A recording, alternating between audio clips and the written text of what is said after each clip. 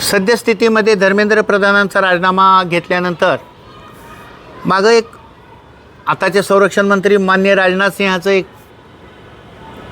वक्तव्य मला आठवलं की भारतीय जनता पार्टीचं हे सरकार आहे आणि इथं कोणी राजीनामा देत नसतं, हे त्यांचं वक्तव्य मला आठवलं. पण भारतीय जनता पार्टी थोडीशी बॅकफूटवर का आली याचा विचार करू लागलो मी. CAAचा जेव्हा भारतीय जनता पार्टीने कायदा केला त्यात काही लोकांनी फाटे फोडले, विरोध केला, या कायद्यालाच विरोध केला.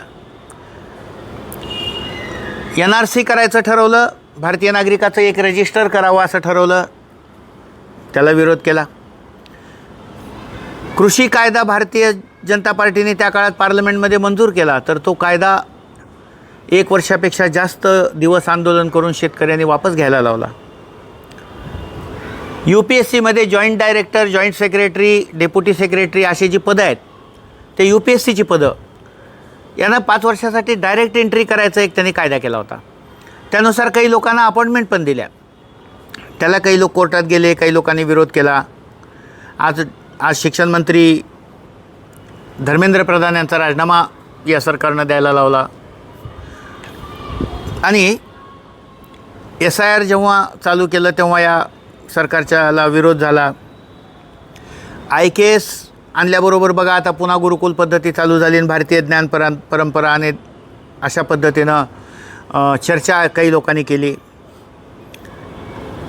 कास्ट सेन्सेस जनगणना करताना जातीनिहाय जनगणना करावी ही मागणी भारतीय जनता पार्टीच्या सरकारनं मान्य करावी लागली, विरोधी पक्षाने जी मांडली होती.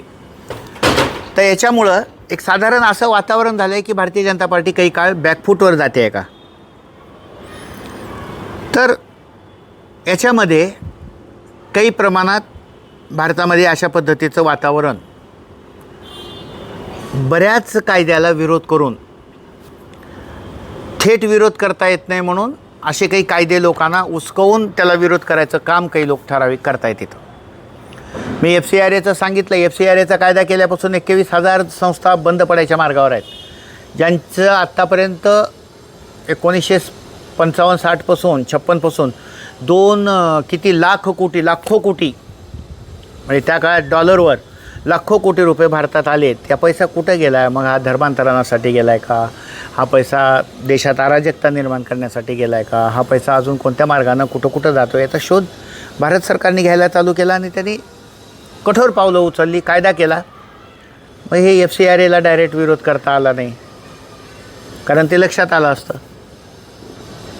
SIRला विरोध करता येत नाही, CAAला विरोध करता येत नाही, NRCला विरोध करता येत नाही. म्हणून आत्ता या सरकारला बॅकफूटवर आणण्यासाठी नीटच्या माध्यमातून, नीटचा पेपर, धर्मेंद्र प्रधानांचा काय संबंध आहे? त्या खात्याचे ते मंत्री आहेत. नीटच्या अध्यक्षाचा राजीनामा कोणी मागितला नाही. प्रदीप जोशी म्हणून आहेत, त्यांचा राजीनामा मागायला पाहिजे होता. प्रशासनातल्या लोकांची चूक आहे, काम करणाऱ्या लोकांनी काही चूक केली असेल. धर्मेंद्र प्रधानांचा राजीनामा घेऊन या सरकारनं बॅकफूटवर का आलं आजपर्यंत लोकांना हे कळालं नाही. बरेच जण धर्मेंद्र प्रधानांचा जो विषय आहे राजीनाम्याचा, त्याच्यामागची भूमिका मी सांगितली आत्ता की हे आंदोलनच मॅन्युप्युलेटेड होतं असं लोकांचं मत आहे. या आंदोलनातून अण्णा हजारे, केजरीवाल तयार होतील असं लोकांचं मत आहे. म्हणून या व्हिडिओच्या माध्यमातून मी हे सांगू इच्छितो की सरकार जरी आता ह्या क्षणी बॅकफूटवर दिसत असलं तर ते बॅकफूटवर नाही आहे. एक लाँग टर्मची प्लॅनिंग आहे. जसं काश्मीरचं 370 रद्द करताना प्लॅनिंग केली गेली तशी ही लाँग टर्मची प्लॅनिंग आहे. हा व्हिडिओ आपल्याला जर आवडला असेल तर आपलं मन यूट्यूब चॅनलला तुम्ही सबस्क्राईब करा आणि या व्हिडिओला जास्तीत जास्त शेअर करा.